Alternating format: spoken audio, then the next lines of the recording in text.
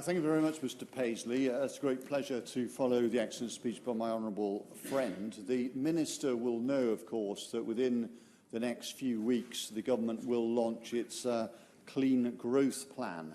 And I very much hope that he will be using all his energies to ensure both the Swansea Bay Tidal Lagoon and indeed the one planned for North Wales and the rail electrification to Swansea will be in that plan. My great fear is that the Minister, without trying to be rude to him, is a Minister in the Wales office, a small office with very little bite and arguably very little bark.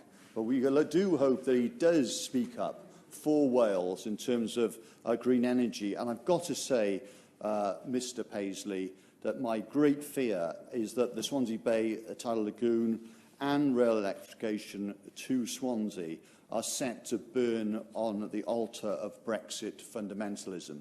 And the reason I say this is that the government is now facing a debt from the EU of perhaps over £50 billion, which translates, of course, to thousands of pounds for every family in Swansea, every family in Wales. And what the government is now looking to is looking at forward-looking, long-term green plans, whether it's rail electrification of Swansea or the Swansea Bay Tidal Lagoon, and dashing them out, putting its priorities into London and the South East once more, not where it's needed, looking at the short term, not the long term, thinking how can we pay for this debt to keep on pushing forward a project that now people realise doesn't resemble anything like what they voted for. I stood in the general election on a platform of saying I would defend 25,000 jobs in Swansea Bay in terms of access to the single market, promote rail electrification and keep it on track, and keep the lagoon moving forward and oppose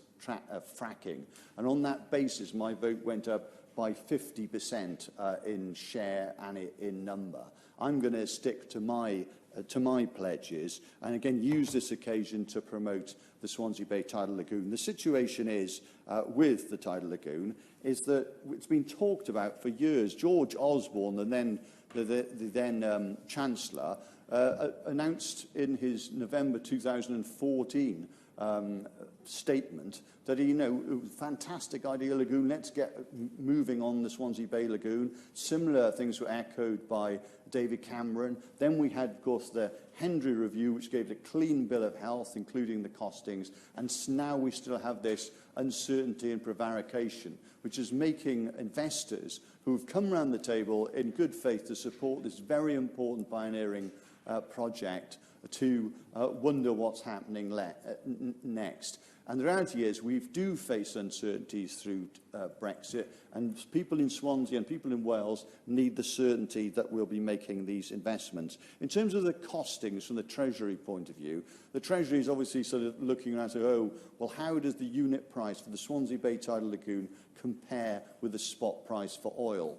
But what one has to remember, Mr Paisley, as I'm sure you do, is that 80% of fossil fuels that have already been identified cannot be exploited if we're to avoid irreversible climate change, to sustain our commitments in terms of the Paris Agreement and to fulfil our obligations in the Climate Change Act. And therefore, in the medium term, the price of oil, of course, will go up because we're not allowed to exploit it, and the value of green energy will be much greater. And so what we need to be doing is pioneering forward. In terms of the economists' evaluation of the Swansea Bay Lagoon, what they had said is if there's a marginal increase in the actual units for electricity, given that we're talking about a relatively small amount of global energy from this particular lagoon, 120,000 households, the actual cost of paying that is a very small cost for market entry into what could be a global marketplace of a green future. And therefore it's completely counterproductive to have the short-termism of bean counters in the Treasury saying, oh, well, what will it cost over the next few years? And the other thing, of course, Mr Paisley, is that we're looking to have a portfolio of lagoons around Britain and then beyond and start off an export market during tough times. We know that the lagoon is cheaper than new nuclear, in fact, and as I've said, it will be cheaper than oil in the future. We want a green future for Wales. We want a green future for for Britain, and that's why, and we want our fair share of infrastructure investment. We should, in my view, Mr Paisley, be getting our fair share, for instance, of HS2, which would be £2 billion that could be invested in infrastructure. It might be railway electrification. It might be helping to support green energy of the future. I sit, I'm proud to say, on the Welsh Affairs Select Committee. We will be having reports on rail electrification and the lagoon. This is useful to have this exchange, but the Minister needs to know that other ministers from energy, from rail, will be sitting in front of us and will have to answer these questions rather than flip them away on the main chamber in 2 seconds, and we will be issuing responses to that. It's very important for Wales, whose gross value added, as he knows, is only 70% of the UK, to lift productivity.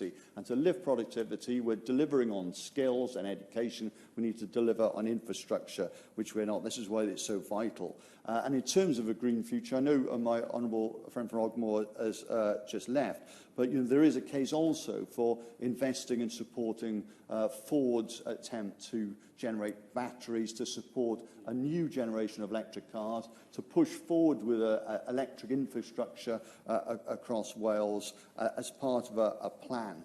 Investors need to know what's happening. There's been a lot of uncertainty, not just Brexit. I mean, the announcement that we wouldn't have petrol and diesel engines after 2040, I mean, whilst it's a bit of a long way away, I welcome it, but I understand there was no consultation with industry on that. We need to be working with industry, setting our objectives under the Clean Growth Plan to say we're ambitious. They should be ready for action. We should be putting our money where our mouth is.